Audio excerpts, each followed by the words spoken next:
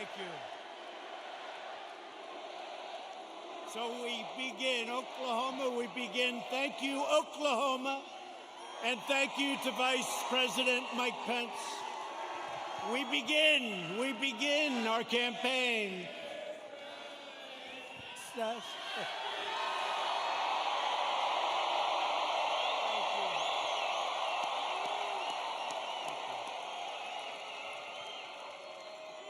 We begin our campaign, and I just want to thank all of you. You are warriors.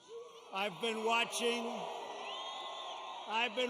the fake news for weeks now, and everything is negative. Don't go, don't come, don't do anything. Today it was like, I've never seen anything like it.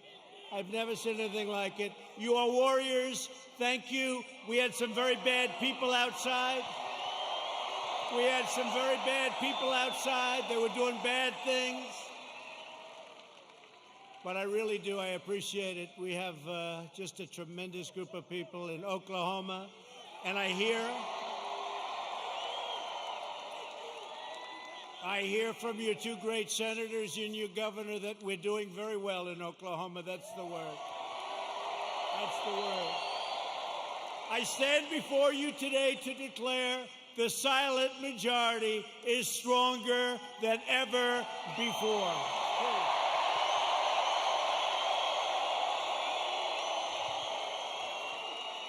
5 months from now, we're going to defeat sleepy Joe Biden. Boy, does he get a pass from these people, huh? We're going to stop the radical left. We're going to build a future of safety and opportunity for Americans of every race, color, religion, and creed. Republicans are the party of liberty, equality, and justice for all. We are the party of Abraham Lincoln, and we are the party of law and order.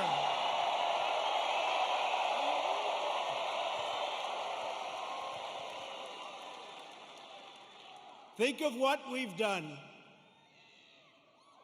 We will have close to 300 federal judges appointed and approved by the end of my first time.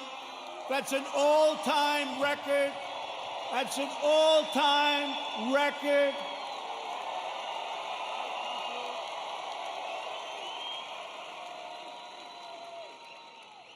I've always heard how important judges are. Now we know how important they are. Think of that, over 300, around 300 by the end of the term. And when we have another 4 years, we're going to have a big, big percentage of the total number.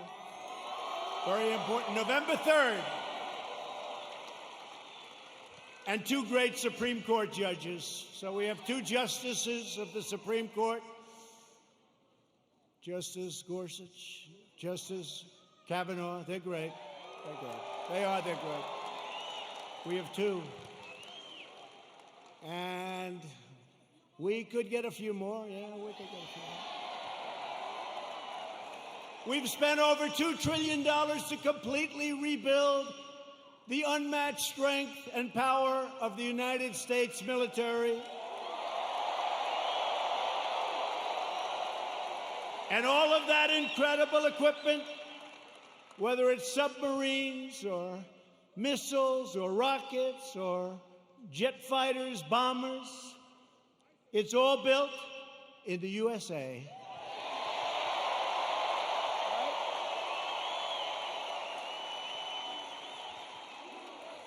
We passed VA choice.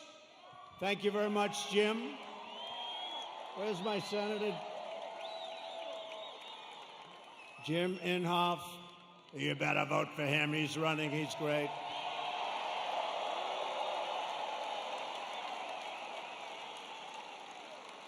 But we'll get to him and James Lankford in a second.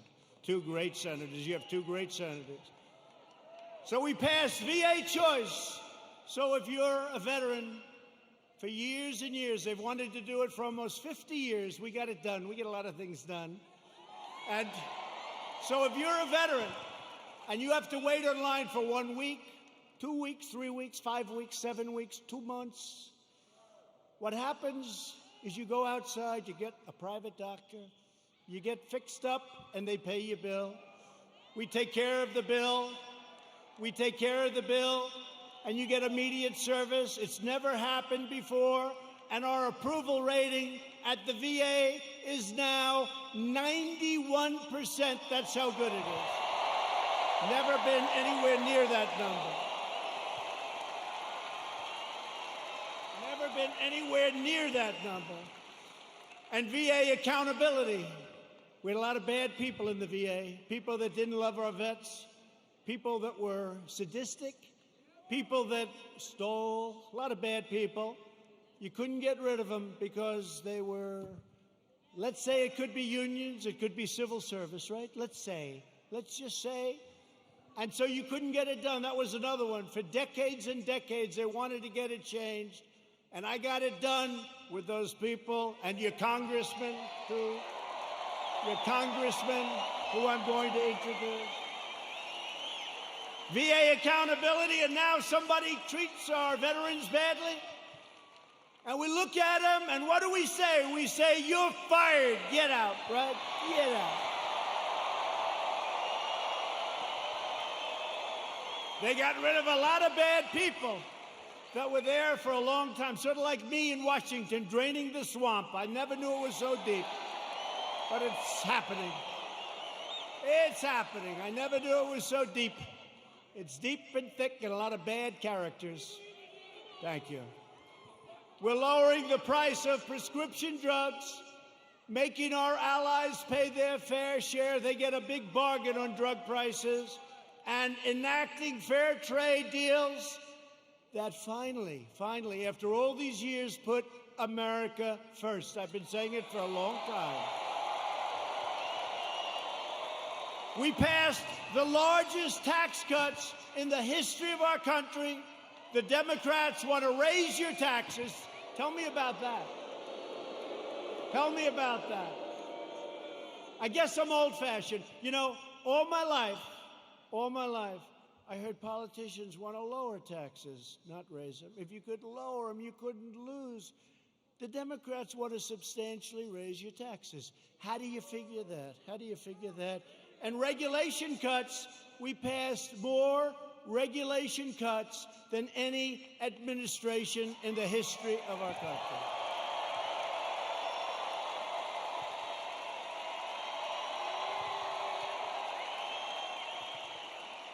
And with the help of our great energy workers, many of them come from the great state of Oklahoma. Do you ever notice that Biden oftentimes gets the state wrong? He's in Iowa, and he says, it's good to be in Idaho. No, you're in Iowa. He's in New Hampshire, and he says, it's great to be in Ohio. No, you're in New Hampshire. That happens to him all the time. Hasn't happened to me yet. You know, when that happens, there's nothing you can do to make up for it. You might as well just walk off the stage because the speech is a disaster. Sure. Right?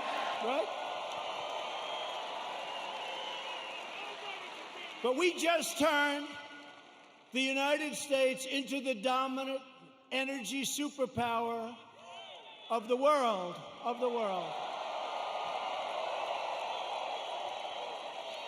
And because of the Chinese virus, what happened about 3 months ago, it looked like we were in big trouble, and we were, and I got it back together. I called Russia. I called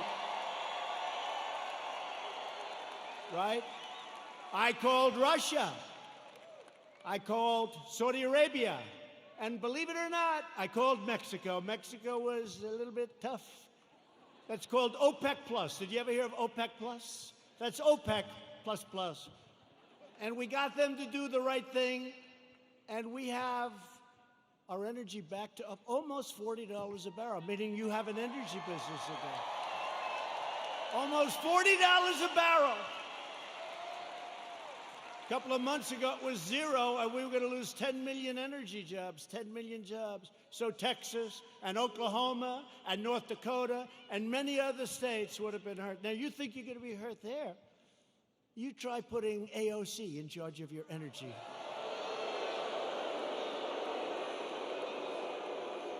That will make the pandemic look like child's play to the people in energy. She has one problem. It's called petroleum. No president or administration has done more in the first 3.5 years than the Trump administration. Not even close. Nobody. Our incredible success in rebuilding America stands in stark contrast to the extremism and destruction and violence of the radical left. We just saw it outside. You just saw it outside. You saw these thugs that came along. These people call them protesters. Isn't it beautiful? It's so beautiful. No, they're so wonderful. They call them the Boston Tea Party. They're so wonderful. Yeah, they call them. You ever watch fake news CNN? You ever watch where they go?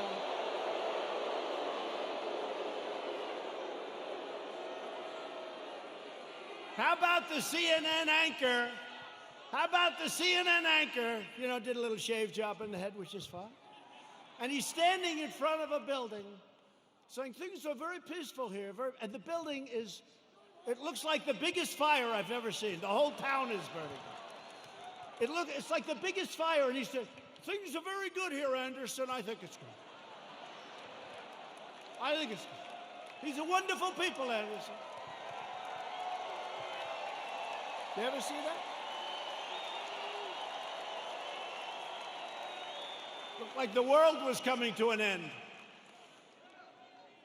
And you know, we did something in Minneapolis. After watching for 3 or 4 days, I called. I said, you got to get out. You can't protect yourselves.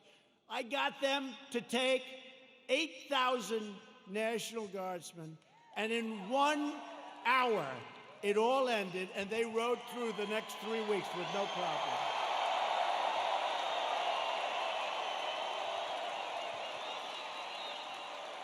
And we did the same thing in other cities. But how about Seattle? Isn't that great?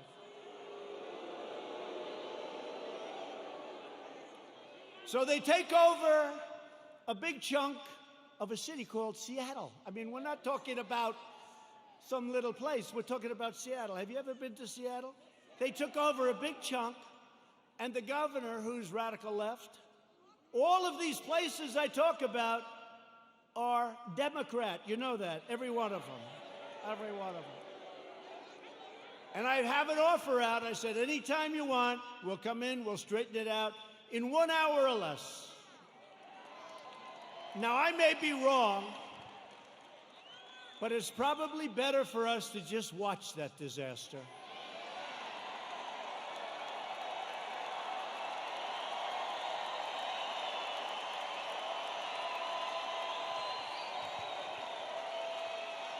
I flew in with some of our great congressmen who were going to introduce in a second, and I said to him, Congressman, what do you think? I can straighten it out fast. Should we just go in? No, sir. Let it simmer for a little while. Let people see what radical left Democrats will do to our country. Right? But Americans have watched left-wing radicals burn down buildings, loot businesses, destroy private property, injure hundreds of dedicated police officers. These police officers, they get injured. They don't complain. They're incredible. And injure thousands upon thousands of people only to hear the radical fake news say what a beautiful rally it was. And they never talk about COVID. They don't talk about when you see 25,000 people walking down Fifth Avenue or walking down a street of a Democrat-run city. You never hear them saying, they're not wearing their mask. You don't hear them saying, as they're breaking windows and running in And then when I say the looters, the anarchists, the agitators, they say, what a terrible thing for our president to say. What a terrible thing.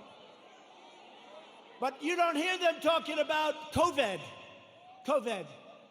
To be specific, COVID-19. That name gets further and further away from China as opposed to calling it the Chinese virus.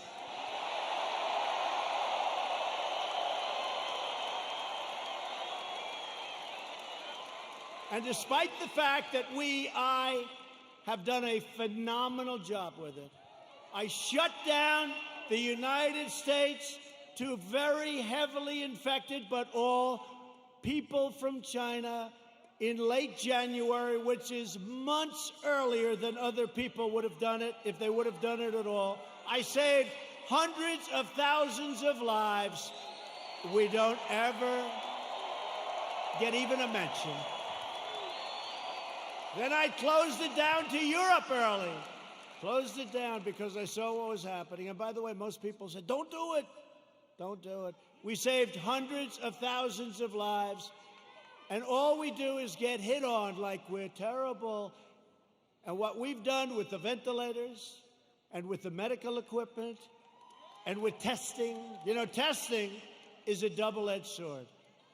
We've tested now 25 million people. It's probably 20 million people more than anybody else. Germany's done a lot. South Korea's done a lot. They call me, they say, the job you're doing, here's the bad part. When you do testing to that extent, you're going to find more people, you're going to find more cases. So I said to my people, slow the testing down, please. They test and they test. We got tests that people don't know what's going on. We got tests. We got another one over here. The young man's 10 years old. He's got the sniffles. He'll recover in about 15 minutes. That's a case. Add up to it. That's a case. That's a case.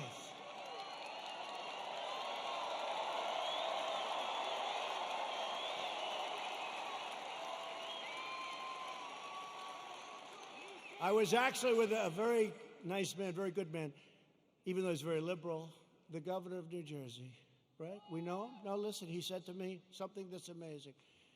New Jersey was very heavily hit, very hard hit, thousands of people. He said with thousands of people that died, thousands of people, there was only one person that died under the age of 18. Would you believe that? Which tells me one thing, that kids are much stronger than us.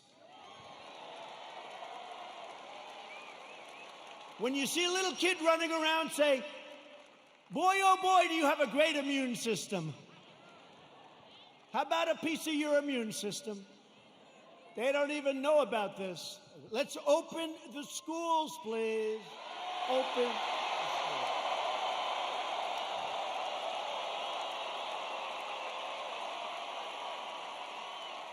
Open the schools. We got to get them open. In the fall, we got to get them open. The unhinged left-wing mob is trying to vandalize our history, desecrate our monuments, our beautiful monuments, tear down our statues, and punish, cancel, and persecute anyone who does not conform to their demands for absolute and total control. We're not conforming. That's why we're here, actually.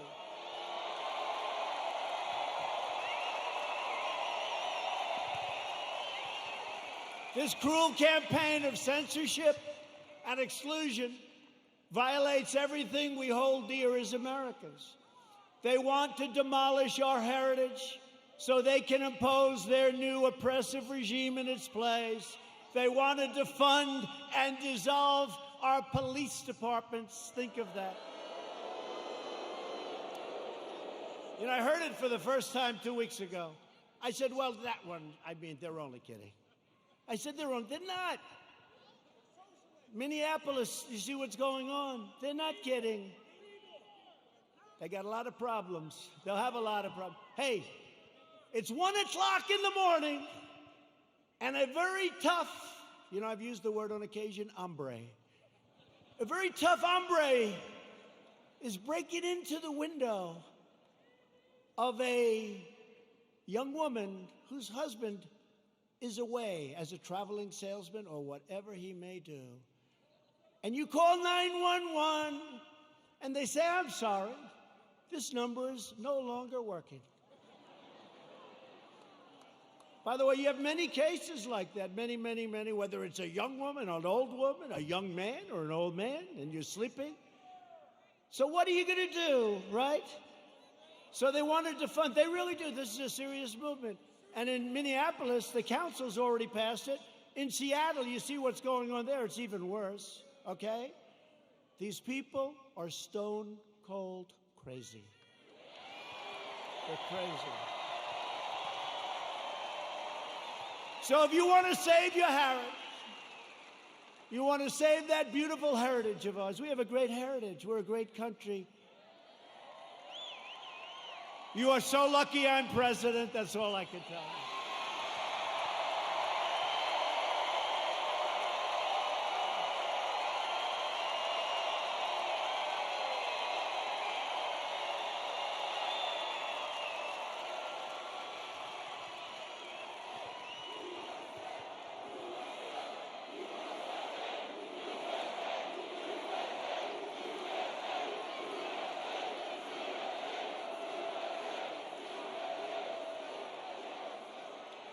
People have come up to me and say, how do you take it?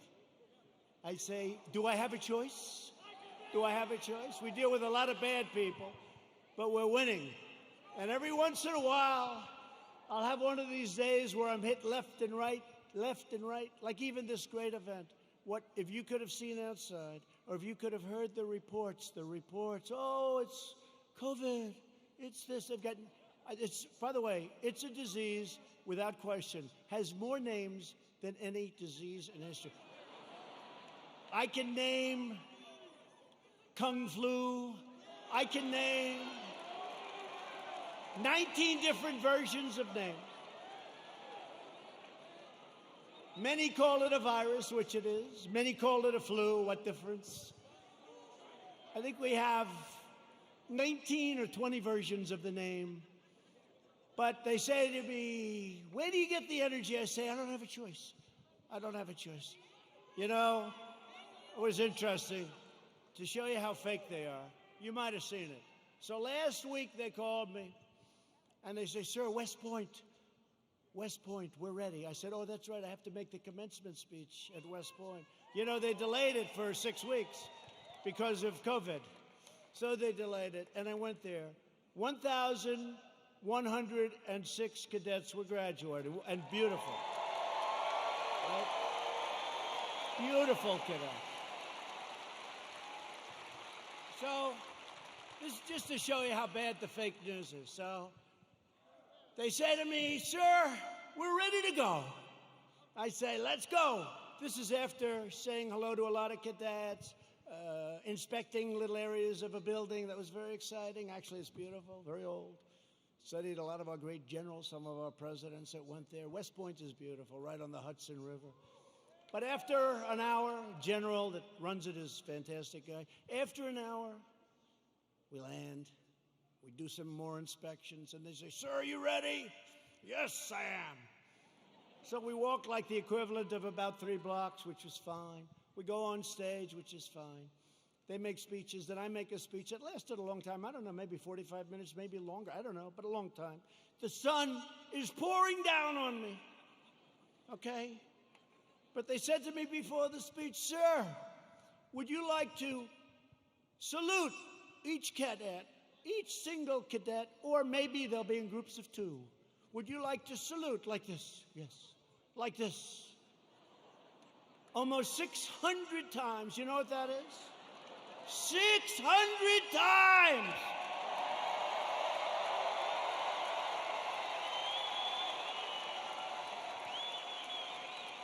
Thank God they were in 2s. Because let me tell you, you do that 600 times, you go home and you say, it's like a workout without a weight, right? 600 times. So I did that. Then the incredible helicopters, brand new, gorgeous helicopters, the Apaches and the other new ones that we just bought. So they fly over, and the kids throw the hats in the air. It's beautiful, it really is. And it was a beautiful day, and we're all finished. I was on the stage for hours. Sun. I came home, I had a nice tan. Meaning I had a nice sunburn. No, the sun's going right like that. But I make the speech, right? I salute for probably an hour and a half, maybe more, but around that. Watch, if I'm off by 2 minutes, I'll say, he exaggerated. It was only an hour and 25 minutes.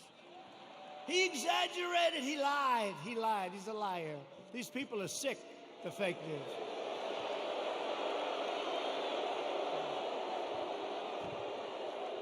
So then, I finished saluting, my final salute. I said, thank goodness, thank you very much. But think of it, so essentially almost 600 times. Now, the general says, sir, are you ready? I said, I'm ready, General. Where are we going now? You have to understand, I left early in the morning to get there. Now it's sort of late in the afternoon. A lot of these fakers were with us, so they know. He said, sir, we can now leave the stage. I said, great, General, let's go. I'll follow you. And he goes like this, right here, sir. I'll walk on.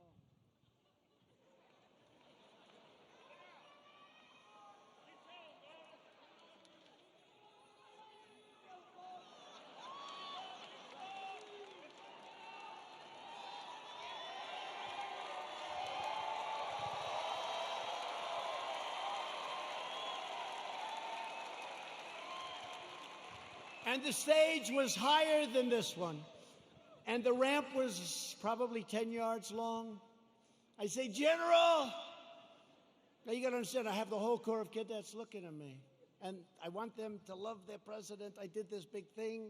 I love them. I love them. They're incredible. And they do. I said, General, I've got myself a problem, General. Because I'm wearing leather bottom shoes, which is good if you're walking on flat surfaces. It's not good for ramps. And if I fall down, look at all those press back there. Look at that.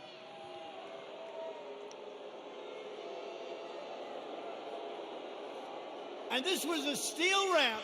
You all saw it, because everybody saw it. This was a steel ramp. It had no handrail. It was like an ice skating rink. And I said, General, I have a problem. And he didn't understand that at first. I said, there's no way.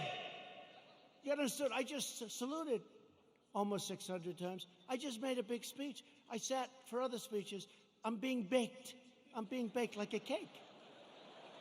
I said, General, there's no way I can make it down that ramp without falling on my ass, General. I have no railing. Sure. It's true.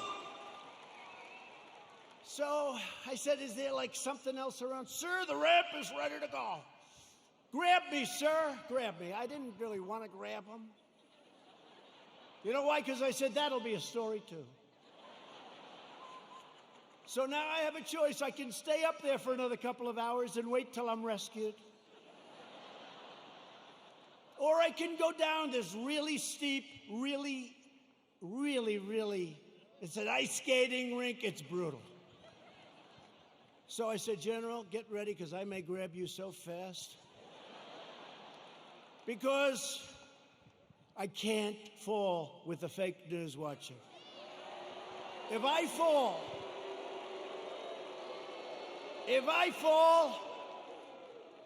I remember when President Ford fell out of the plane, you remember? I remember when another president, nice man, threw up in Japan. And they did slow motion replays.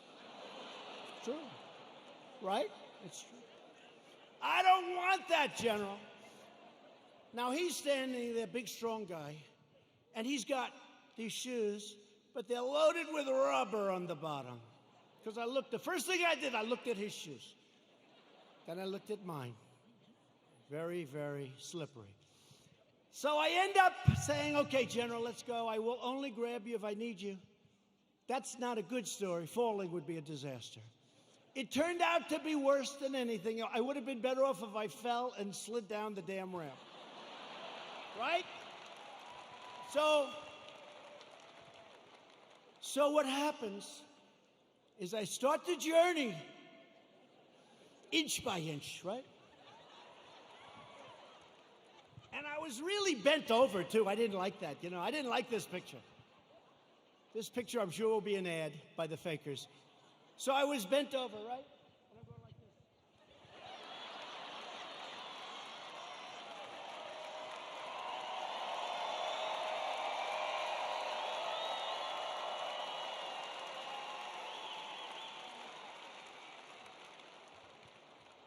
And then we finally reached almost the end.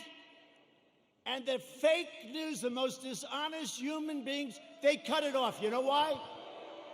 Because when I was 10 feet short, I said, General, I'm sorry, and I ran down the rest, right? I looked very handsome. That was the only good thing. I wouldn't want to run down the whole thing because the fall there would be definitely bad. So I took these little steps. I ran down the last 10. And by the way, their tape, take a look. In almost every instance, it ends just before I run. And they said, here was the #1 trending story. I called my wife. I said, how good was that speech? I thought it was hey, look, I will tell you when I make good ones and bad ones. Like so far tonight, I'm average. Okay? But we're having fun. We're having fun.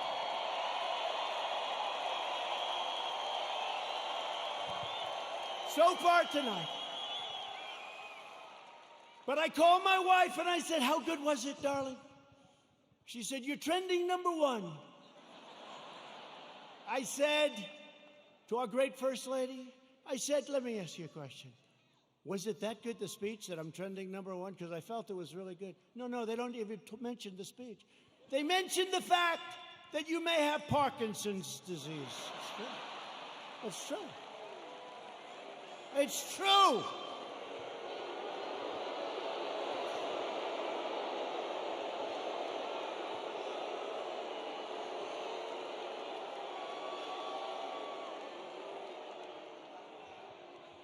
They say there's something wrong with our president.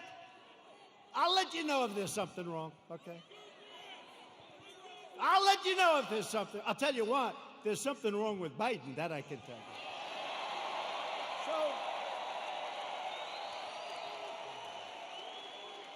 So then my wife said, well, it wasn't only the ramp. Did you have water? I said, yeah. I was speaking for a long time. I didn't want to drink it, but I wanted to wet my lips a little bit. You know, you're working hard up there with the sun pouring down on you. I love this location. The sun's like this. This way they save on lighting, right? That's why they did it probably. So what happens is I said, what does it have to do with water? They said, you couldn't lift your hand up to your mouth with water. I said, I just saluted 600 times like this. And this was before I saluted. So what's the problem? She said, well, I know what you did. You had on a very good red tie. That's sort of expensive. It's silk because they look better. They have a better sheen to them. And I don't want to get water on the tie. And I don't want to drink much. So I lifted up the water. I see we have a little glass of water. Where the hell did this water come from? Right? Where did it come from? And I looked down on my tie, because I've done it. I've taken water, and it spills down into your tie. It doesn't look good for a long time. And frankly, the tie is never the same. So I put it up to my lip, and then I say, because I don't want it to, just in case. And they gave me another disease. They gave me another disease.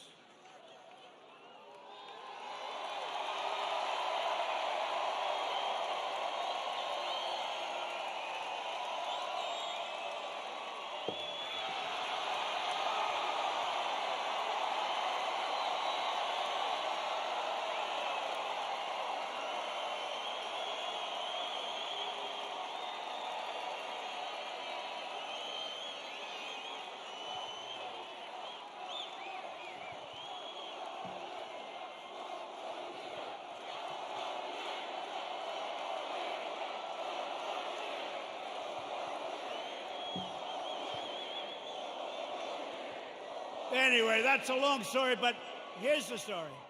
I have lived with more the ramp than the water, but I've lived with the ramp and the water since I left West Point. Not one media group said I made a good speech or I made a great speech. But the kids loved it because they broke their barrier, which wasn't good in terms of COVID. But they broke their barrier and they wanted to shake hands. They wanted to, and I don't want to tell anybody, but there were a couple of kids they put at the end. I actually shook their hand, okay? I actually shook it. Because they were excited. They were excited. They're with their president. They were excited. The most beautiful young people, men, women, the most beautiful young people you've ever seen. So think of how you feel, you me. I go there. How did I do? Sir, that was a great speech. You know, all my people, sir, that was one of your best. That was great. I said, that's great. I agree. It was a good speech. I like that speech. They don't mention the speech, but they have me going down this ramp at an inch at a time. It's so unfair. It really is. So unfair. They are among the most dishonest people anywhere on earth. They're bad people. Bad people. Okay, that's enough of that. I wanted to tell that story. Does everybody understand that story? The left-wing anarchists tore down a statue of Thomas Jefferson. Now we're getting into the real stuff. They decapitated a statue of Christopher Columbus, except in New York when the Italians surrounded it. They didn't have too much of a chance. Those Italians, I love the Italians. They heard they were going to rip down their beautiful Christopher Columbus, and all of a sudden they circled that thing. They didn't do too well in hurting Christopher, did they?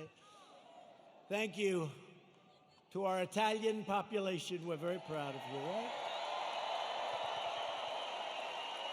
2 days ago, leftist radicals in Portland, Oregon, ripped down a statue of George Washington and wrapped it in an American flag and set the American flag on fire. Democrat, all Democrat. Everything I tell you is Democrat. And you know, we ought to do something, Mr. Senators. We have two great senators. We ought to come up with legislation that if you burn the American flag, you go to jail for 1 year. 1 year.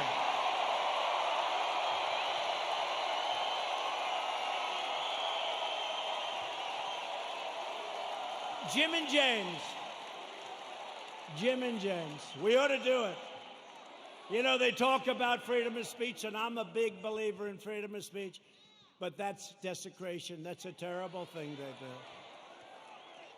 We used to have things. We don't have them anymore because we want to be so open, so everything, and look what happens. We should have legislation that if somebody wants to burn the American flag and stomp on it, but just burn it, they go to jail for 1 year, okay? In Seattle, the Democrat mayor and the Democrat city council have surrendered control of 6 city blocks to an anarchist mob. These are anarchists. These are not protesters. You listen to the fake news, they say, oh, the protesters were lovely. Could you imagine if people just even slightly to the right tried to take over Seattle? They'd have machine guns out to get them. But these people can take over the city. Look at what they've done to business people that have spent years and years building their business, and now they're wiped out. Take it away. Governor Inslee ought to get his act together, get in there. I'll help you. I'll do whatever you want. I'm waiting for a call. I would love to do it. I would love to do it. It'll take less than an hour, and it'll all be over with, and you'll have your city back.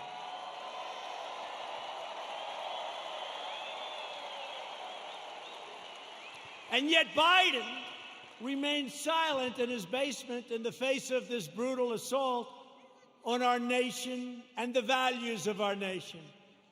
Joe Biden has surrendered to his party and to the left-wing mob. He has no control. Does anybody honestly think he controls these radical maniacs? You know what he says to his wife when he's not confusing her with his sister? Get me the hell out of here. These people are crazy. That's what he says. He has absolutely no control. You know, a lot of times I'll make like a speech, and I'll have this beautiful paragraph come out criticizing every little aspect of the speech. Beautiful, brilliant. But Joe didn't. And it'll say, a comment from Joe Biden. But he didn't say it. Professional people, great students in English lit, people that are very smart say it. Joe Biden said, and they'll go into this highly complex paragraph, beautifully worded, and I say, Joe didn't say that. Joe doesn't even understand it.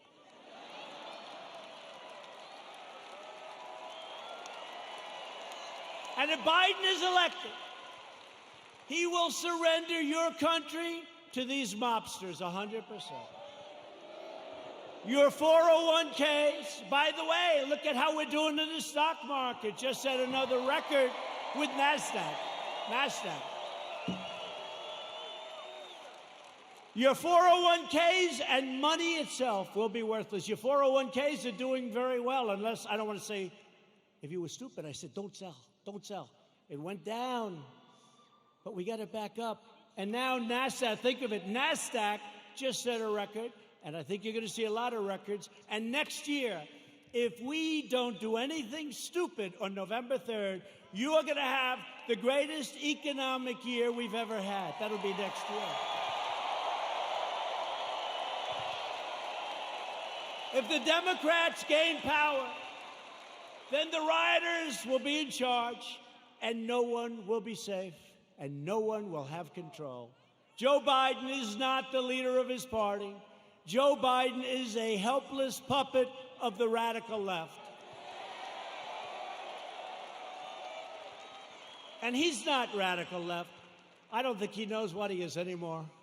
But he was never radical left. But he's controlled by the radical left, and now he's really controlled. His campaign staff even donated a lot of money to bail out rioters, looters, and arsonists who ravaged Minneapolis. They bailed them out. They put up a lot of money to bail them out, the rioters, the looters. And they were the arsonists. So they'll say, oh, it's terrible what he says about the people of our nation. Maybe some of them aren't even from our nation. The left is trying to do everything they can to stop us. Every hour of every day, including even violence and mayhem, they'll do anything they can to stop us. Look what happened tonight. Look at what happened tonight. Law enforcement said, sir, they can't be outside. It's too dangerous. We had a bunch of maniacs come and sort of attack our city. The mayor and the governor did a great job. But they were very violent people.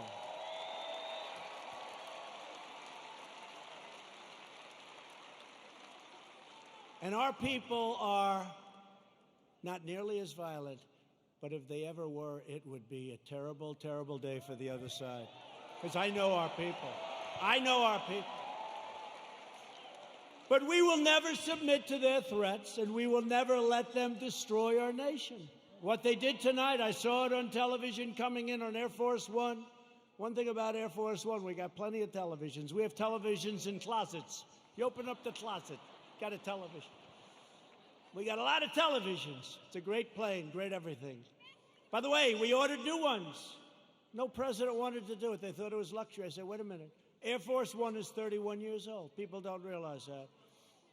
So I said, they gave me a chart very early in my administration, like, how about the first week? Sir, would you sign for this plane? Now, it's actually two planes.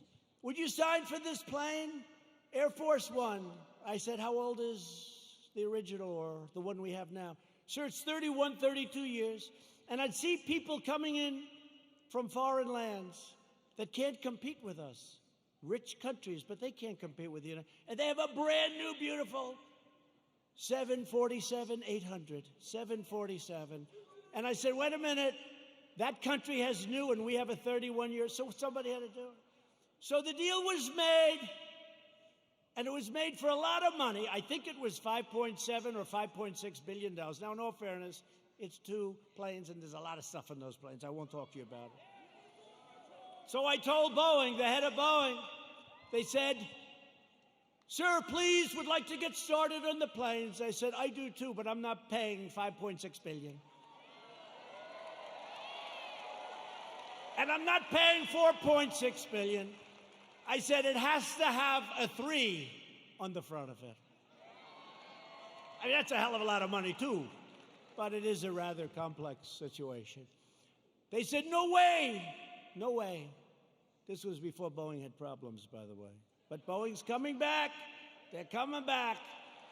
The greatest company in the world, and it had some big problems. It had a couple of problems that didn't work out. That was terrible. But the greatest, I think before that, it was the greatest company in the world. It made up 1/4 of a point of our GDP. Think how big that is, one company. It was an unbelievable machine. And then they made a plane, and they did some foolish things, and a terrible thing happened. And all of a sudden, they've gone through hell. But you know what? They're coming back. We're ready to help them if they need it, but they're coming back, and they're coming back strong.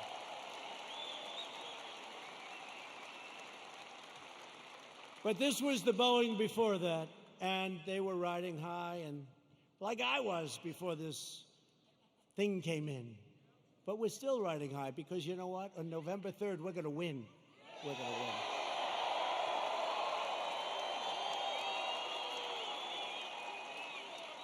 So they came in, and they said, no, we want, 5.6 billion, whatever it was. If I'm a little bit off, they'll go crazy, you know.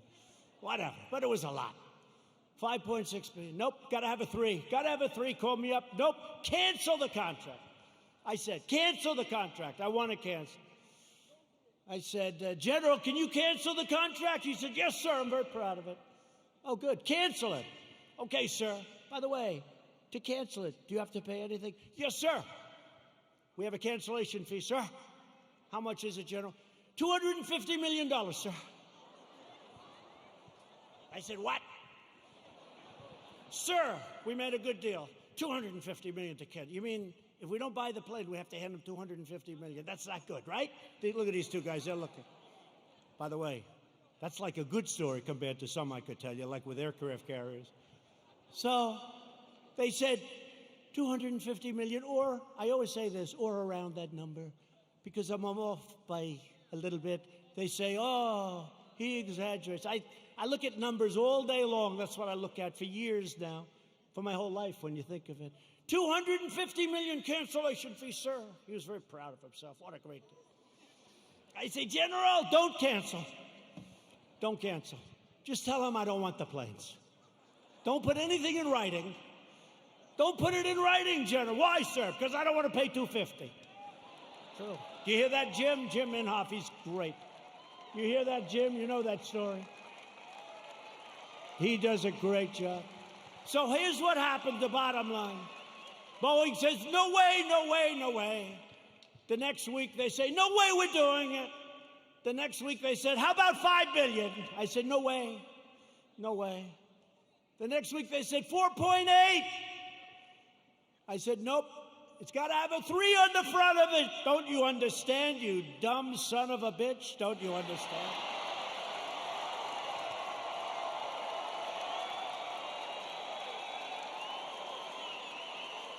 I turned out to be right, you know. Turned out to be right. Nobody gets that. No, got to have a 3. Next day, they come back. 4.5 is our best offer. Nope, I'm not doing it. I'm not doing it.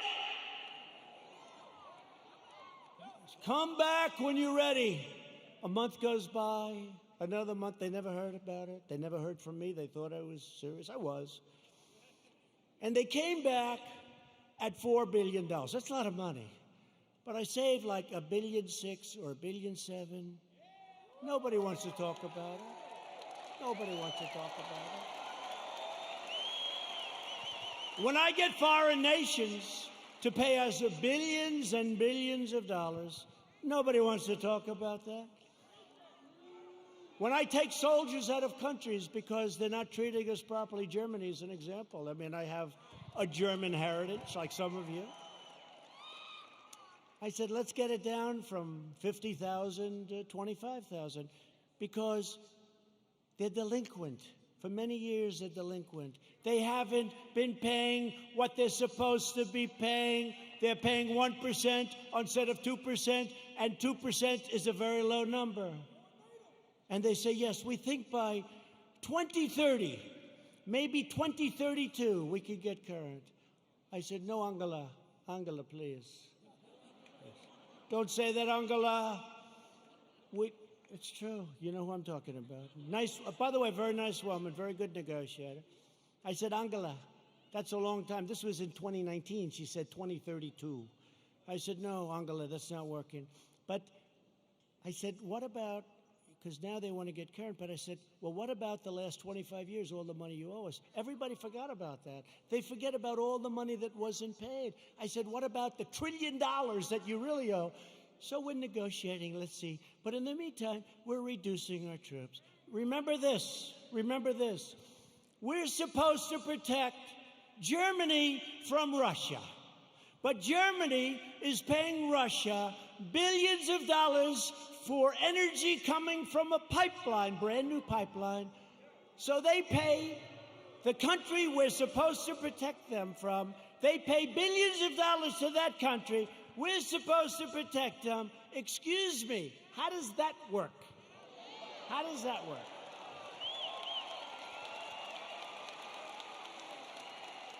And the great thing is with Jim Inhofe and with James Langford, likewise, when they just said they love you, James. When they hear it, they get it. A lot of people don't get it. They get it. We cannot continue to be ripped off. We're ripped off by so many countries, and we're stopping it. And that means that a lot of people don't want me here. They don't want me here. There are a lot of people that don't want me here. You know, they don't sell a lot of bombs when we're not dropping bombs on people. You know that, right? It's called the military-industrial complex. When rioting and looting broke out in our nation's capital, I very quickly deployed the National Guard. I said, get them in. After watching for an evening or two, we stopped the violence and restored peace and order to the streets. And last night, they had a little breakout again. They ripped down a statue that was 110 years old, beautiful piece of art, in front of the police precinct with our radical left mayor watching on television. We're not happy. That's going to be very expensive for D.C. They're always looking for money. We need more money. We always need more money. And then they don't do the proper job. So it's not going to be good for Mayor Bowser. Mayor Bowser. They were heading over to the Jefferson Memorial recently, and they wanted to do damage to our great, beautiful Jefferson Memorial. Not going to happen. Don't worry about it. We have it surrounded with very strong people. The choice in 220 is very simple. Do you want to bow before the left-wing mob, or do you want to stand up tall and proud as Americans?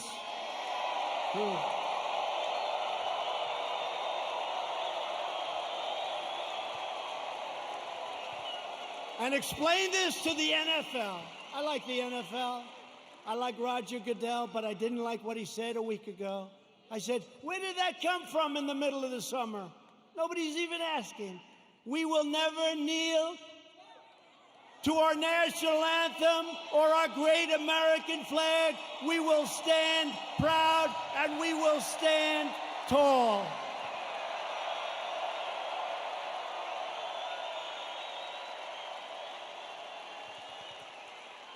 I thought we won that battle with the NFL.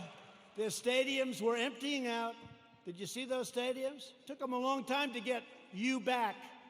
A lot of people didn't like that. You know, a lot of people that you wouldn't even think would care that much.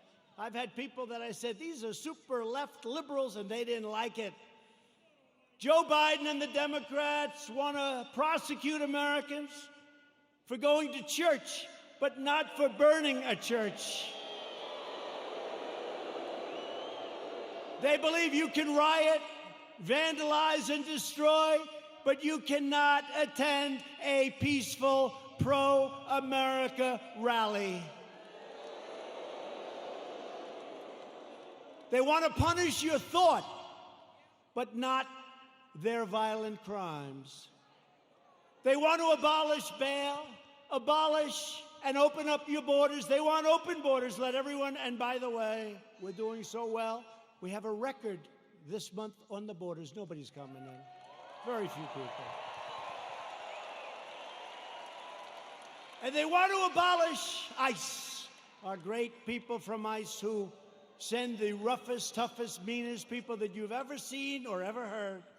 Generally speaking, when they have lots of tattoos on their face, they're not looking to do you much help. ICE, they're rough guys, they're rough, they're great Americans, they love, but they'll walk into, they call them a pack. They'll walk into a pack of tough MS-13 gang members. And you know, we shouldn't say this, it's not nice. They want us to negotiate. They start swinging, and the others start swinging. Everybody's swinging. At the end, they carry them back, and they throw them into the paddy wagon, right? They're great. And these people want to get rid of ICE. They get rid of murderers.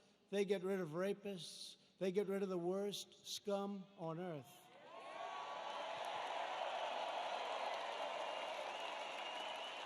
And when I called them animals, I said they're animals. And Nancy Pelosi, they cut up a young woman.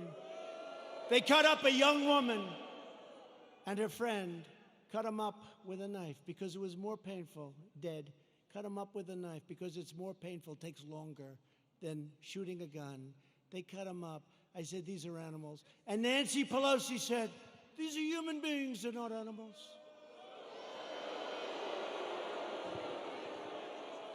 If I lose an election over that, you know what? This country's in big trouble. Big trouble.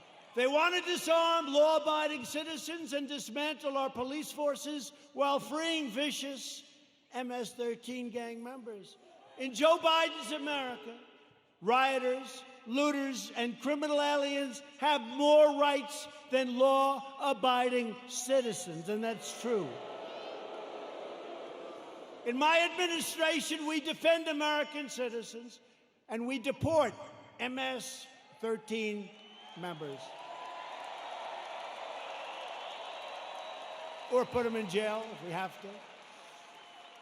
The chaos you're seeing in our Democratic-run cities, these are all run by the Democrats, is what will happen in every city and community in America, and much, much worse if we don't keep them out.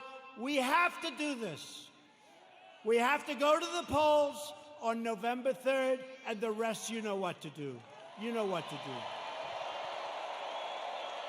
Got to keep the White House. Joe Biden's record can be summed up as 4 decades of betrayal, calamity, and failure. He never did anything. He was a senator. He was a vice president. He was, before that, something. Guy, you know what's great? President Trump was tough on this, or he was tough. They complained. Never did anything about it. He's been there for 43 years or 47 years. He never did anything about it. Biden supported every globalist attack on the American worker. Let's make every country in the world rich but ourselves, including NAFTA, the disaster of NAFTA. He wanted to go, and TPP would have ruined our automobile industry. Korea, I renegotiated the deal. I took a horrible deal. That was a Hillary Clinton special. That was a Hillary Clinton special. She said, we have to make this deal with South Korea. It's going to mean 250,000 jobs. And she was right. For South Korea, 250,000 jobs. And China's entry into the World Trade Organization was supported by Sleepy Joe Biden. That was one of the worst deals economically in the history of our country. When China joined the World Trade Organization. They were flatlined for decades. They became like a rocket ship. He voted for the war in Iraq. He voted for mass amnesty for illegal aliens. He supports sanctuary cities, and now Biden wants to end immigration enforcement and he wants to require you to provide free health care for millions and millions of illegal aliens, okay?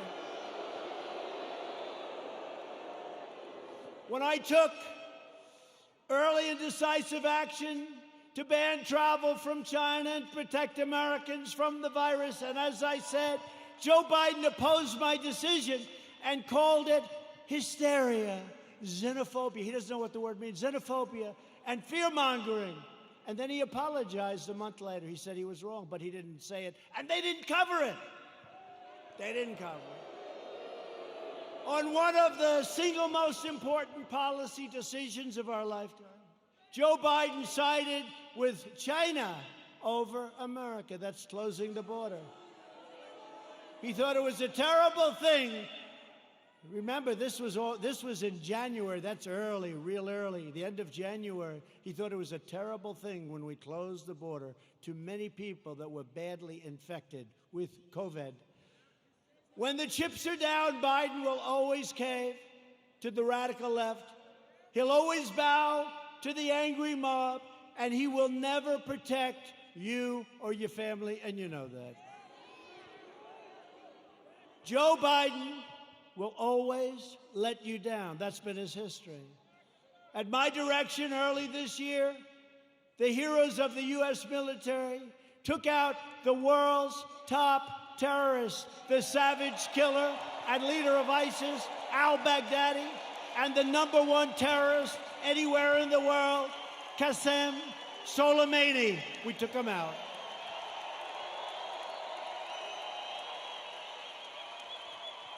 Joe Biden opposed killing Soleimani.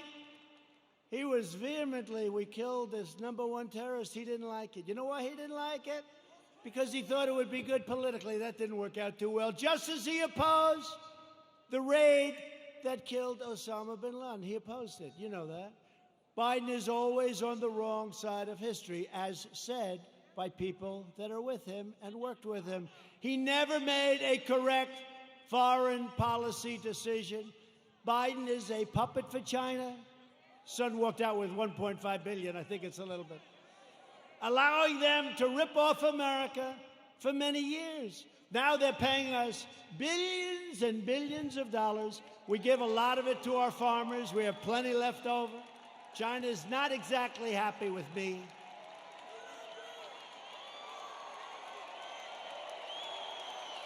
Billions.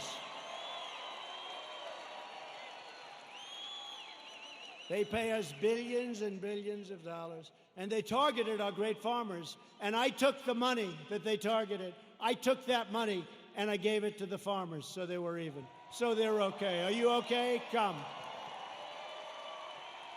Doctor, please. Doctor. Thank you. These people, I mean, some of the people are waiting for 5 days, especially in this location, right? You take your time, darling. Take your time. Thank you very much. Take your time. Doctor, thank you, doctor.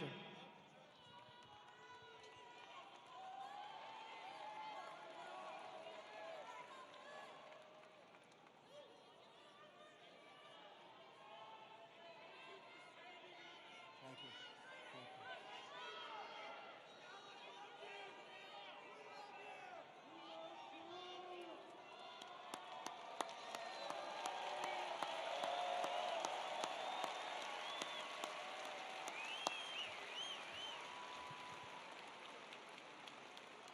Now, some people wait for 4 or 5 days. It's incredible. He never did anything against China, Joe Biden. And that's why they desperately want him to win. They want him to win so badly. Iran wants him to win so badly. Let me tell you, I'm going to make a very fast deal, the best deal you've ever seen. I've already made one with China, but I can make even more. They want me to lose because they will own the United States if I lose. Iran.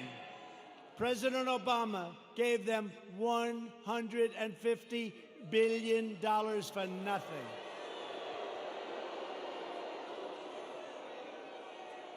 And almost more incredibly, he gave them $1.8 billion in green cash, beautiful cash. And now they're not doing so well, are they? They're not doing so well. Someday we're going to get credit for this, someday. But they are waiting. Iran wants to make a deal so badly. But they're told by Kerry and all these other, they shouldn't, the Logan Act. But they're told by Kerry and all these people, wait, because if Trump loses, you'll own America. You're going to own it. They'll say you own it. So I don't mind. I told them, we can wait. But when I win, you're going to pay a much higher price than if you made a deal now. It's true. True. Told them that. I told them that. And look what happened to Biden in Ukraine, where his son's paid $83,000 a month and he was jobless. Give me a break. $83,000 a month, more than anybody. If Joe Biden were to become president, an emboldened left will launch a full-scale assault on American life. You know that. They'll expel anyone who disagrees with them. Look what happens when you disagree. You use a term that's perfect and they're not happy with it. They call you a racist. They call you a horrible person. They want to crush religious liberty. They don't want religion. Silence religious believers. Indoctrinate your children with hateful and vicious lies about our country. Subsidize late-term abortion and after-birth execution.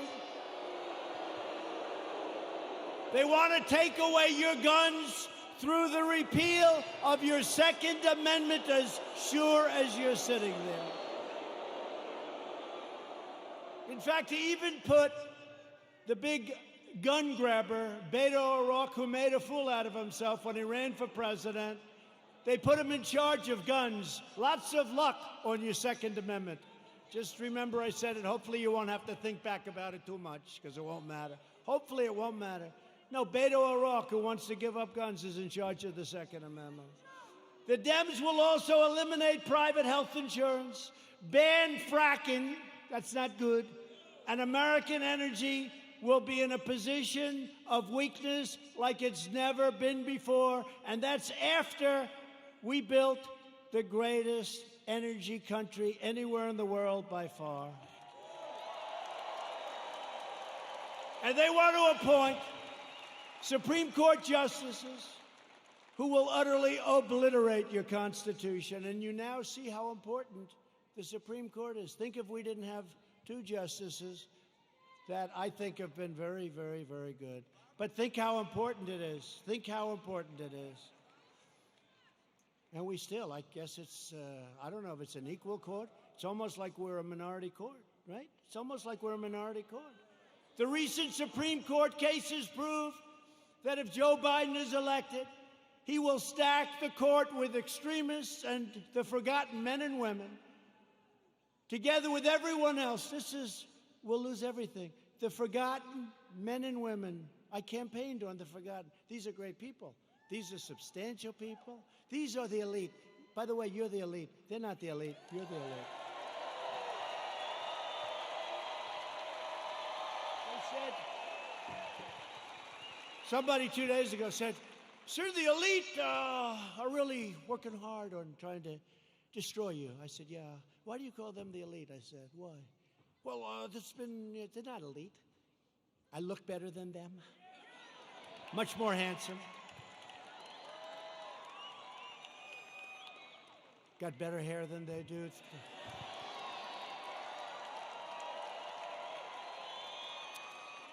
I got nicer properties. I got nicer houses. I got nicer apartments. I got nicer everything. I ran for politics once, just once in my life, and I became president of the United States. Once.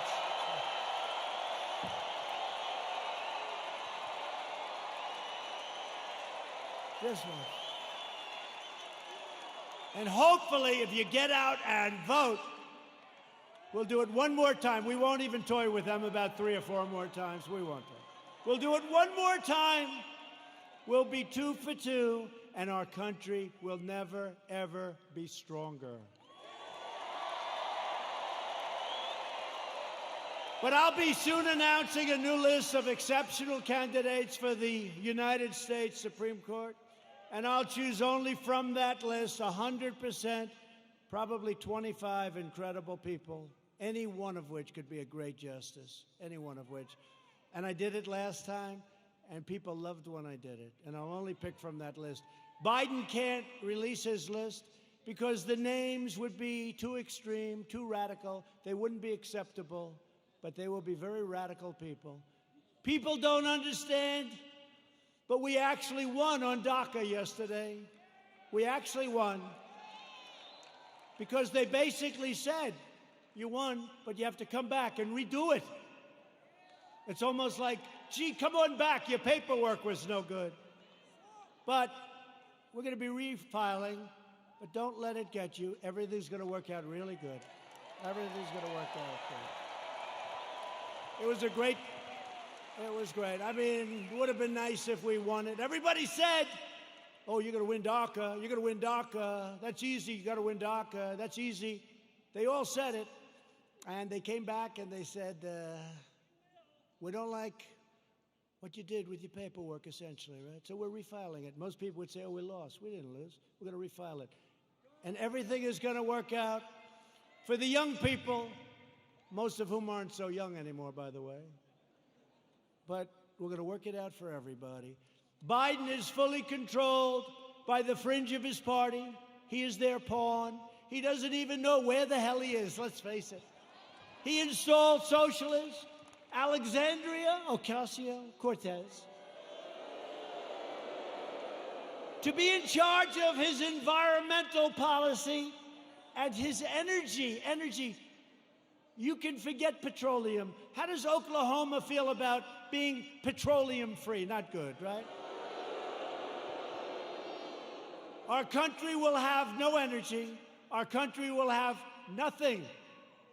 Oklahoma, Texas, North Dakota, and many others will all be out of business. I don't think that's going to work out too well, but she's actually in charge of environmental policy, and you know what that means. She doesn't even want wind. She doesn't want those bird-killing machines that go round and round. You want to see a lot of birds that are dead? Go under a windmill sometime. She wants us to go back to the Stone Ages because she's got no sense, no credentials. She's got a little charisma, not much, but she doesn't have a clue. You know it. But she's in charge of the environment. No airplanes. We can forget Boeing, I guess, come to think of it, right? We talked about Boeing. We could forget Boeing. Let's cancel those brand new Air Force Ones, right? Likewise, Representative Ilhan Omar. Ilhan Omar is going to be very much involved in a Biden government. They will put this hate-filled, America-bashing socialist front and center in deciding the fate of your family and deciding the fate of your country. I don't think so. She would like to make the government of our country just like the country from where she came, Somalia. No government, no safety, no police, no nothing, just anarchy. And now she's telling us how to run our country. No, thank you. And I think we're going to have a big victory in the state of Minnesota because they've had it. They've had it. Biden is a very willing Trojan horse for socialism. When Biden first ran for president over 33 years ago, remember I used to call him 1% Joe. He never got more than 1%. Until Obama took him off the trash heap. But he blatantly copied the speech of a British politician, even ripping off the man's personal biography and family history and claiming it was his own. He forgot to say he was born in America. Joe Biden is a shameless hypocrite. Since 2003, he has delivered fawning eulogies to the funeral and at those funerals of 3 leading supporters of segregation, including a former member of the KKK, and yet Biden is now smearing as racist tens of millions of people like yourselves, decent, hardworking Americans who he's never met, and he frankly probably doesn't want to meet. America should not take lectures on racial justice from Joe Biden, Sleepy Joe. A man who praised and partnered with segregationists, shipped millions of black American jobs overseas, and everyone else's jobs too, by the way. If I didn't come along, we're building auto plants, we're building everything. And there's never been a comeback like we're making right now. Never been. He hollowed out our middle class, including our black middle class, with open borders, trapped young children in failing government schools, built cages. Those cages were built by Obama and Biden. Look it up, 2014. And the fake news doesn't want to. Remember the picture of a cage? A cage for children. Remember the picture of the cage? And they said, President Trump. And then they realized that was in a newspaper, 2014, the same. Built by Obama and Biden, the cages. And they don't want to report the way it is. They know the way it is. They're not stupid. They sent young boys to fight in Iraq while the inner cities crumbled, helped the big banks while hammering community leaders, and made our cities less safe and secure for all. They've done a terrible job, and they shouldn't be awarded. They should not get rewarded with an election victory on November 3rd. It shouldn't happen. It'll destroy this country. Our country will be destroyed. We've all worked too hard. They don't know what the hell they're doing. Some do, actually, but in a very sinister way. Virtually every policy that has hurt black Americans for half a century, Joe Biden has supported or enacted.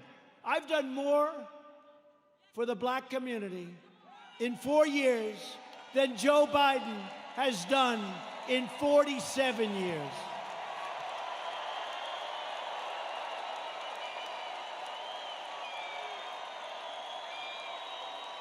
Racial justice begins with Joe Biden's retirement from public life. We are joined tonight by many outstanding Republican leaders. These are great people. We have 2 of our most distinguished, hardworking, wonderful friends, senators. They do a great job. Senator Jim Inhofe and James Lankford, please stand up.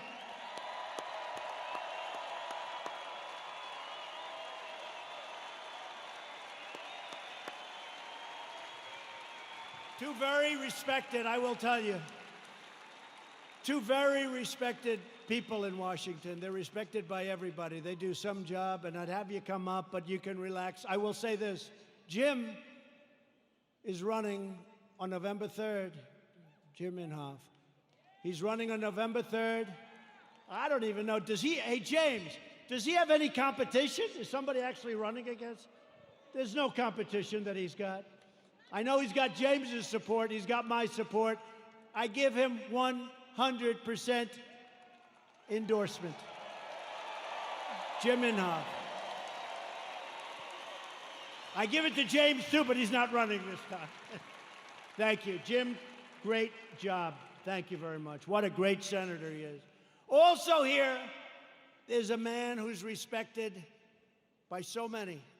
He's a little bit right of the people we've been talking about tonight. Senator Tom Cotton of the great state of Arkansas.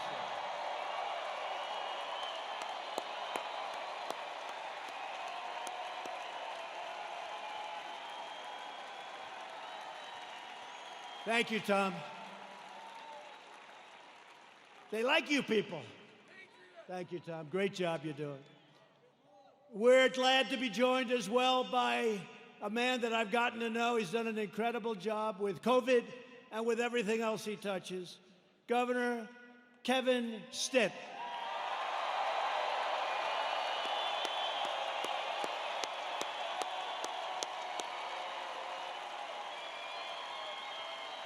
Thank you both. Thank you both for being here. Thank you.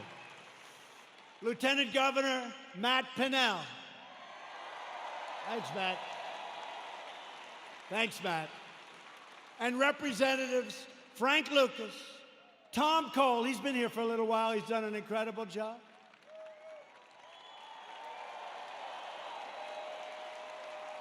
Mark Wayne Mullen, you don't want to fight with him. I want to put him and Jim Jordan in a match together. I want to. Kevin Hearn, great job today, Kevin. The great Jim Jordan.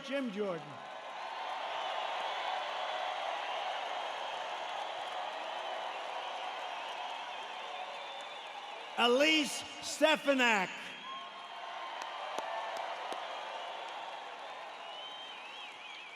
Lee Zeldin.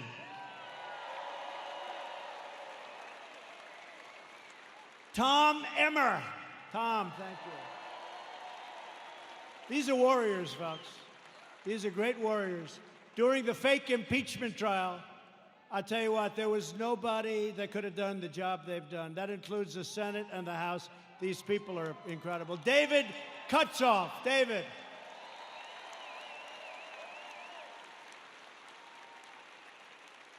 A great friend of mine, Debbie Lesko, Arizona. Great job, Debbie. Great job.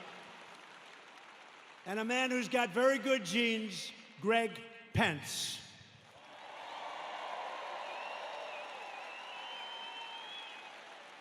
Thank you all. Great job. They're great people. They are. They're warriors. I'll tell you what. Not every person is, but this group is, and we have a lot of them in Washington. And we'll send Jim Inhofe back, and we'll send all of them. You'll send every one of them. They have to come back because they have been fighting for us, and they've been fighting for you, and they are just incredible, talented, tough, strong people that love your state a lot. So thank you very much. So we built the greatest single economy in the world. And then we say, not only the world, but actually in the history of the world, and they never even challenged me, so I guess I'm right. We did it. We had the best numbers anybody's ever had. We had the best employment numbers. African American, Hispanic American, Asian American. The best employment numbers in history. The best stock market numbers in history.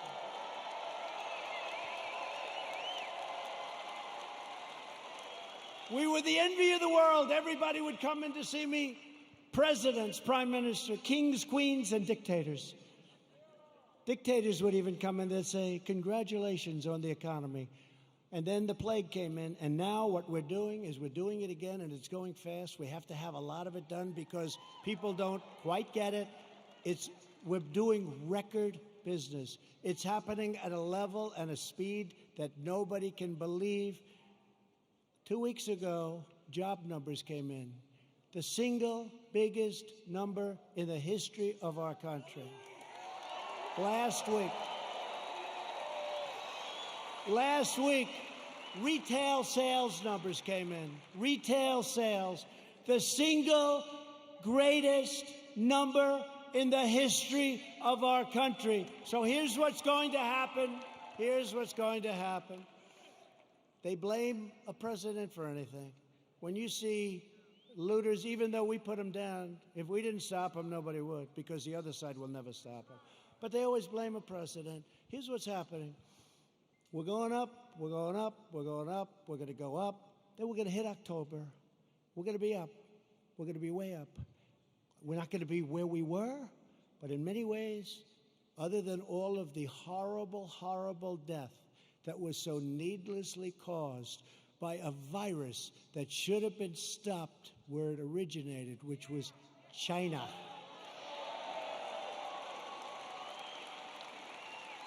But we're going to go up, up, up, up, August, September, October, and people are going to say, man, this guy's doing a good job. He knows what he's doing. I don't believe the fake news anymore. And you're not going to want to lose your 401ks, and you're not going to want to lose all of that wealth that you've accumulated, whether it's real estate wealth or any wealth you can think, because it'll all come tumbling down if these people are put in charge, and if they double and triple and quadruple your taxes, it'll be a whole different ballgame. So I'm not putting any pressure on anybody, but in the end, we're going to have a phenomenal economy, and next year we're going to have a good third quarter, but next year, and I said it before, will be the single greatest year economically that we've ever had, okay?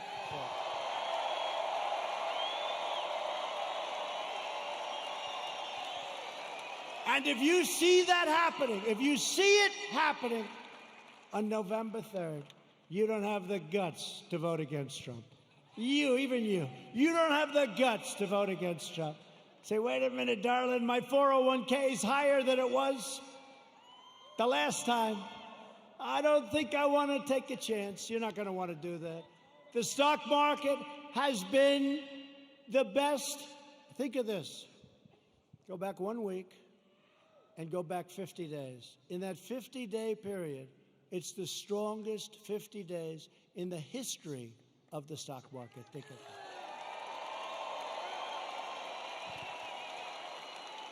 And your wife or your husband says, darling, I love you so much. You are such a great investor. And all you did is just keep the same crap you had the first time, right? Darling, I love you so much. You've always been a loser. You've always lost money. But now under President Trump, you're one of the greatest financial minds in our country. And all you did was keep your stock. Now, if you think you're going to run against, oh, they're going crazy. They want the stock market to go down, even if it costs them money. They want the stock market to go down, even if it costs them money. And they don't even know why. You know what? They're smart and they're vicious, but they don't know why. I'm telling you, they don't know why. What's wrong with having the strongest military brand new in the world all built? What's wrong with having these great economic numbers? What's wrong with having to close it down? We saved millions of lives. You know, a lot of people say we should have gone herd. Let's go herd. Ask him, how are they doing in Brazil? He's a great friend of mine. Not good. You heard about Sweden, right? 2 months. Ask him how they doing in Sweden. We saved millions of lives, and now it's time to open up, get back to work, okay? Get back to work. I recently signed groundbreaking criminal justice reform. I secured record and permanent funding for historically black colleges and universities. We slashed regulations and passed massive tax cuts to give black workers a pay raise like they've never, ever gotten before, and lift up black-owned businesses. And I worked closely with a great senator also, friend of theirs, Senator Tim Scott, South Carolina, to create opportunity zones, which are doing incredibly. And since then, countless jobs and $100 billion of new investment, not government investment, have poured into 9,000 of our most distressed neighborhoods anywhere in the country. 9,000. Never happened before. Tim Scott. Today, I'm also announcing that I have directed Secretary of the Interior David Bernhardt to place the John Hope Franklin Reconciliation Park here in Tulsa on the African American Civil Rights Network. So many of my friends have been asking me to do that. So many of my friends, including these great politicians. So we're going to do that. It'll be done very quickly. We will forever remember and honor the courageous people who helped build this state and this country. Democrats are stoking division in order to distract from their decades of failure on schools, jobs, housing, justice, and crime. In major city public schools run by Democrats, over 2/3 of students are falling behind in reading and math, and I think the numbers are worse than that.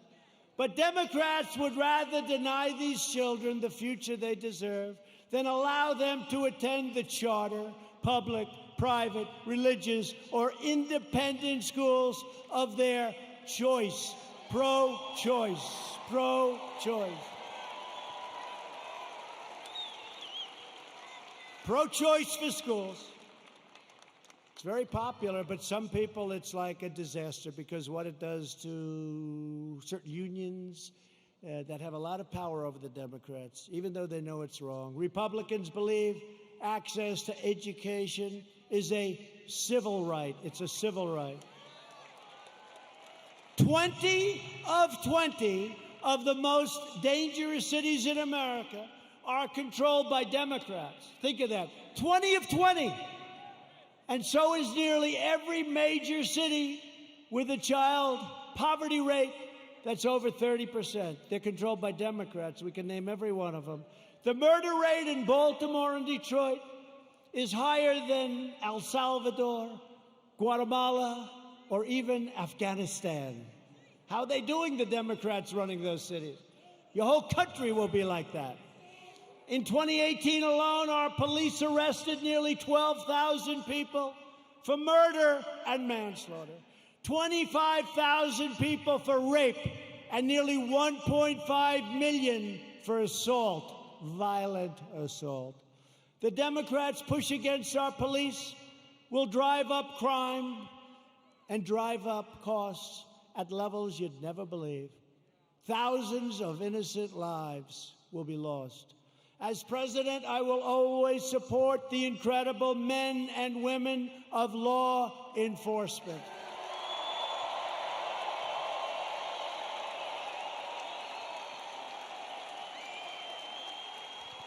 A vote for Republicans is a vote for better schools, better jobs, safer families, and stronger communities for all Americans. There is a limit to what we can together achieve with 4 more years. With your help, we will lift millions of our citizens from welfare to work, dependence to independence, and poverty to prosperity. That's what's happening. That's what's happening. And that was happening at a level that nobody ever thought they'd see. It was happening before this COVID came in. It was happening at a level that nobody believed possible. And then China sent us the plague. Thank you very much. We will protect Medicare and Social Security for our great seniors, and will always protect patients with pre-existing conditions, always, always. We will appoint more judges to interpret the Constitution as written. We will end deadly sanctuary cities. We will finish the wall, which has now 212 miles built and beautiful. 212 miles, that's a lot of miles. And let me tell you, you think that was an easy one? That was a tough one. That party was totally unified against building the wall. You know, in the end, they gave up. You know what happened? They realized it was a bad issue for them because these open borders, I love when they fight for open borders, because anybody that wants an open border coming in from rough areas, there's something wrong with those people. So did you notice in the end, it was like, just leave us alone, build your wall, just leave us alone. I said, thank you very much.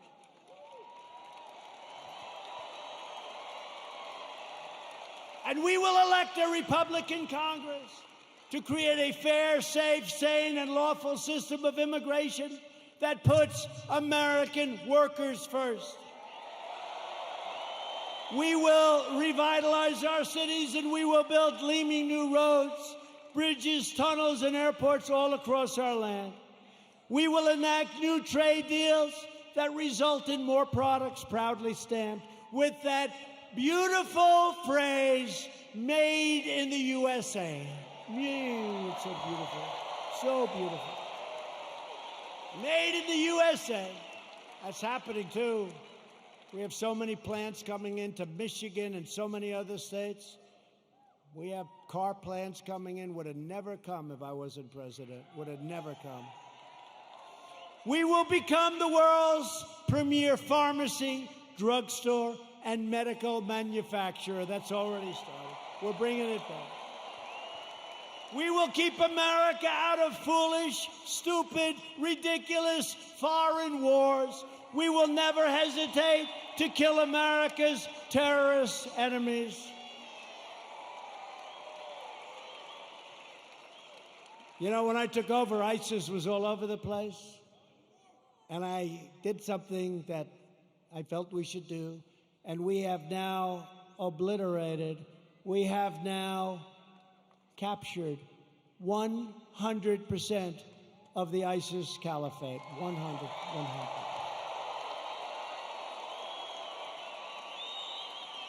And like our depleted military when I took over, like our empty shelves medically when I took over, like all of the things that when I took over it was a mess, we have done a job. You had to see what ISIS was doing. They were getting bigger. I came in smaller. Sir, we've just taken 100%.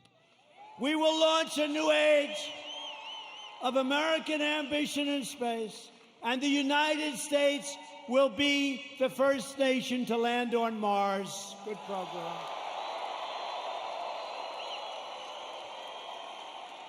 You saw the beautiful rocket 3 weeks ago go up. Beautiful. We will defend privacy, free thought, free speech, religious liberty, and the right to keep and bear arms.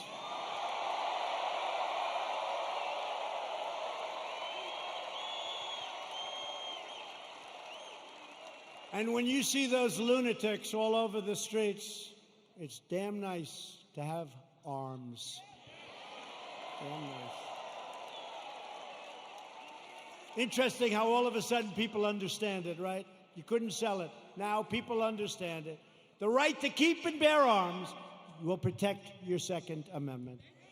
Above all, we will never stop fighting for the sacred values that bind us together as one America. We will support, protect, and defend the Constitution of the United States. We uphold the principle of equal justice under the law. We believe in the dignity of work and the sanctity of life. We believe that faith and family, not government and bureaucracy, are the true American way.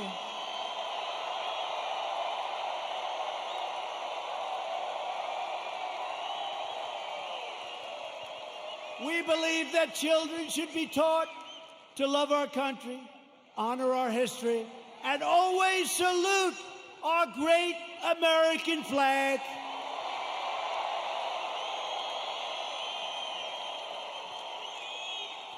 And we live by the words of our national motto, it will never change. In God we trust.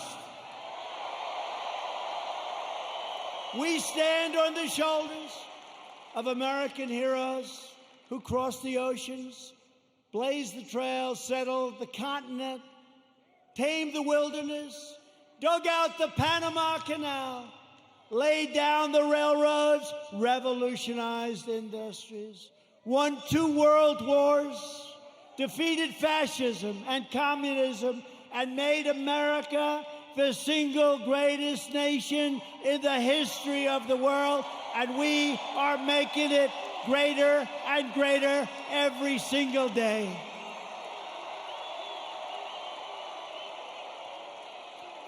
Proud citizens like you help build this country, and together we are taking back our country. We are returning the power to you, the American people. With your help, your devotion, and your drive, we are going to keep on working. We are going to keep on fighting. And we are going to keep on winning, winning, winning.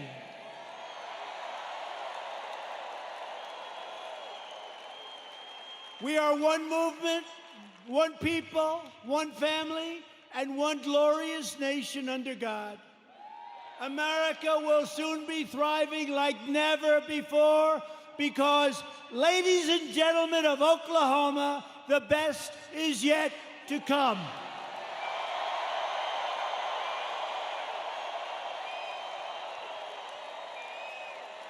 Together we will make America wealthy again.